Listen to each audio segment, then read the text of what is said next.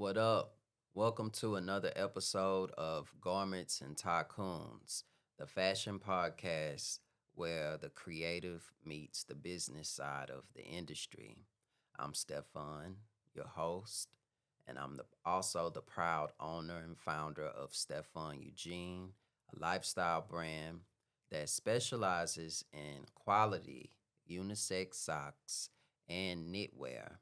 Today, I'm wearing one of the knitwear pieces. I like to name everything that I design. So this top is called Home because I want you to feel like you're at home when you're wearing it. And the logo is two socks forming the letter H to commemorate being a Houston based sock company.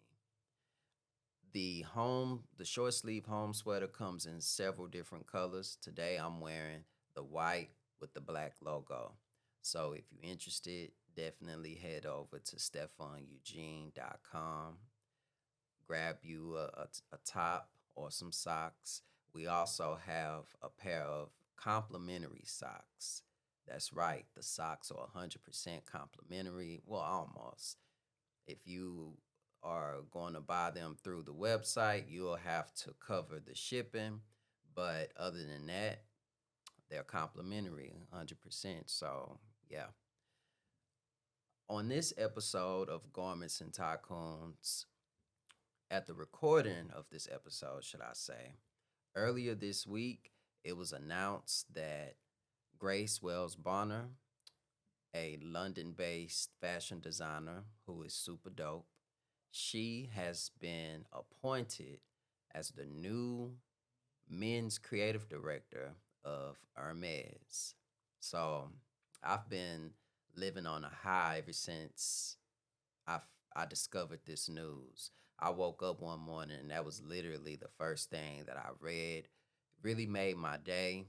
I'm really excited for Grace Wells Bonner, like it's me who just received the appointment. So shout out to Grace Wells Bonner. This episode, I want to spend time talking about her appointment, and just exactly what it means to me. So, for those of you who are not already familiar with Grace Wells Bonner, as I just mentioned, she's based out of London. She graduated from fashion school in 2014, where shortly after she created her eponymous label. Through In light of the appointment, I learned some new information about her. Like, I didn't know that we were so close in age. She's 35, I'm 33. So it's just super dope to see a peer essentially accomplish such a great feat like this.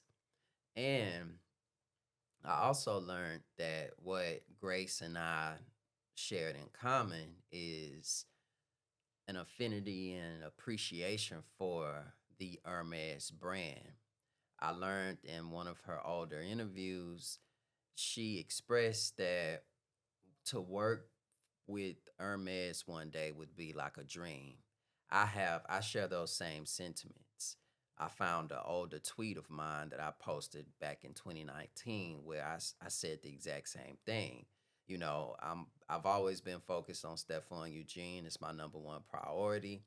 But I would also welcome the opportunity to be the creative director at a larger fashion house, and Hermes has always been number one on my list. So her accomplishing this appointment, it just makes it feel more real. And I can't stress how excited I am for her. It's like I know her and I don't know her personally.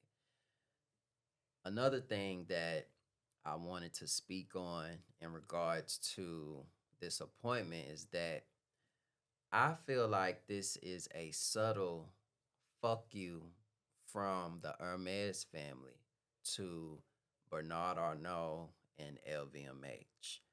Walk with me as I share and provide context on why I feel this way. So let's go back to October of 2010. Members of the Hermes family discovered that Bernard Arnault and LVMH had secretly acquired 14% stake in the Hermes business, and he was positioning himself to do a hostile takeover in the long run. Hermes has historic at that point had historically been a family owned business. So as you can imagine, they were not pleased to discover this information.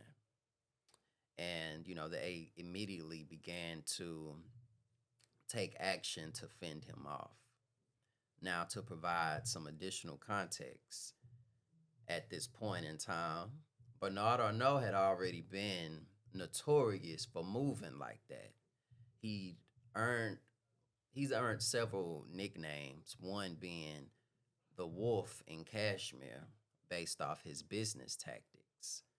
And in the late 90s, he attempted to do a hostile takeover of Gucci during its Tom Ford era.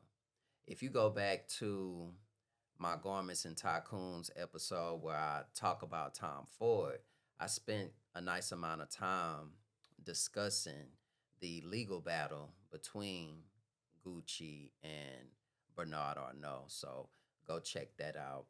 And I also want to mention a Vanity Fair article that was released in 1999 that also details the full legal battle in depth. So go check that out as well. But nonetheless, Tom Ford and Gucci were able to fend him off. And it was that attempted hostile takeover that prompted them to take steps to become a conglomerate themselves. They started out with the Gucci Group. I think one of their first acquisitions was Yves Saint Laurent. And then over time, the Gucci Group morphed into Karen, which is what we know it as today. But to bring the story back to Hermes in 2010. So they discovered that he had secretly acquired shares and was trying to do a hostile takeover. They then took legal action and steps to fight back. And after several years of, battling in court, they were successful in fending him off. I also want to mention another podcast. It's business focused. It's called Acquired. They did an episode on Hermes. I highly recommend that you go and check that out as well. It's 4 hours long, but it is filled with great information. A lot of that, a lot of the information that they shared, I already knew because, of course, I'm a fashion expert. But for those of you who don't know much about Hermes, go check it out. It's worth the listen. You will walk away learning a lot, especially how they prioritize craftsmanship. And keep that in mind because I'm gonna circle back to that later down the line in this episode. And I feel like that episode will also help make sense of why them appointing Grace Wells Barner as the new men's creative director makes so much sense. But yeah, it's called Acquired, and they did an episode on Hermes. They also have an episode on LVMH too, so go check both of them out. But yeah, Hermes was able to fight off Bernard Arnault, and since then, both entities have battled in the public, not directly per se, but they've competed in the public for the position of being the number one global luxury brand. If you pull up any list, on Forbes or any other fashion focused list that talks about the most lucrative luxury brands out there, quite often you will see that Hermes and LVMH battle. But what's interesting about that to me And it just really speaks to how strong of a brand Hermes is listen to what I just said. LVMH and Hermes often battle for who's the number one global luxury brand. LVMH is a conglomerate that consists of over 75 different businesses, whereas Hermes is essentially just one company. I mean, Hermes also owns other businesses, like they own the shoe company John Loeb or Loeb. I'm not sure how you pronounce it. And they also own a couple other businesses. I'll overlay all of that too, but nowhere near the size of LVMH. So it's just amazing and impressive how how Hermes is able to stand strong against a whole group. Now, within the LVMH group, Louis Vuitton and Dior maybe are probably the strongest as far as the fashion side goes, because again, LVMH consists of they have a presence in six different sectors within the luxury industry. So just speaking from a fashion on a fashion sector, Louis Vuitton and Dior, I'm pretty sure, lead the revenue. LVMH, when they do their financial reports, I don't think they break their revenue down by brand. I think it's a total. So yeah, it's impressive that one brand is able to go against a complete conglomerate like that. In them competing for market share, of course, they have different initiatives to position themselves. One initiative that LVMH has, it's I think it's called the LVMH Fashion Prize, and it's their way of fostering young talent. They give opportunities to emerging designers. They started it in 2014. The 2016 recipient of the LVMH Fashion Award was none other than Grace Wells Bonner. And when Virgil passed, who was at the time of his passing, he was the creative director for men's at Louis Vuitton. When he passed, it was rumored that Grace Wells Bonner was in the runnings to receive the role alongside Martine Rose. It was rumored that both of them interviewed. But as we all know, they ended up rolling with Pharrell Williams.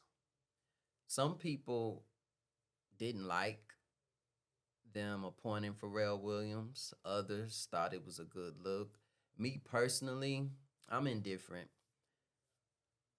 The Louis Vuitton appointing Pharrell Williams, it highlights what LVMH is about and what they prioritize versus what Hermes prioritizes. LVMH is all about the bottom line, profits, while also navigating in the luxury and exclusivity space. Hermes prioritizes craftsmanship. They're not trying to meet demand. They're not trying to keep up with demand. And that's evident in their 60-minute special. I highly recommend that you go check that out as well, where you'll get more insight into how they operate when it comes to crafting their products. But they're all about slow growth and scaling in a way that's cohesive for the integrity of their product. Whereas Louis Vuitton, it's been rumored, allegedly, that they're open to cutting certain corners when it comes to the craftsmanship of their bags and things like that. And so when they appointed Pharrell Williams, to me, that was in line with Bernard Arnault. Like he's all about, again, profit. He wants all the online impressions. He wants the buzz. That's what's important. Because for him and the LVMH corporate world, whatever's gonna drive profit, they're very corporate driven. That's that's the LVMH culture. Hermes, on the other hand, really about the craftsmanship and them appointing Grace Wells Bonner makes that evident and that highlights what's important to them because some people that was some of the comments when it was announced that Pharrell Williams was going to be the new creative director at Louis Vuitton. Some people were mad that they decided to go with someone who wasn't formally trained and things like that. And they wanted Grace Wells Bonner. I mean, before I knew that Pharrell was going to get it, I was rooting for Grace to get that job. But you know, everything happens the way that it's supposed to happen. And me being a business owner myself, seeing Bernard and how he chooses to run LVMH, you know, that's on him. But again, I cannot express how excited I am about Grace being appointed as the new creative director of menswear at Hermes. But to drive home why I feel like her appointment is a fuck you from the Hermes family to Bernard Arnault and LVMH is when you consider that he attempted to do a hostile takeover, off the strength of that alone, I think it's safe to assume that the Hermes family disposition towards him is indeed fuck you. And, you know, who can blame them for that? Because he tried to steal their company. And considering that Grace was a recipient of the LVMH Fashion Prize, I think that was you know, a slight jab at him to grab a young talented designer that they were already there was some sort of established rapport with. But that's just my theory. I could be wrong, but yeah, let me know what you think in the comments. But moving on to things that I would like to see come about during Grace Wells Bonner's tenure with Hermes, I would love to see her reference or make mention of Kermit Oliver. I did a TikTok video about him. Go check that out. But just to provide backstory, he is a Texas based artist. He graduated from Texas Southern University. He was introduced to the Hermes family by way of someone from the Neiman Marcus family.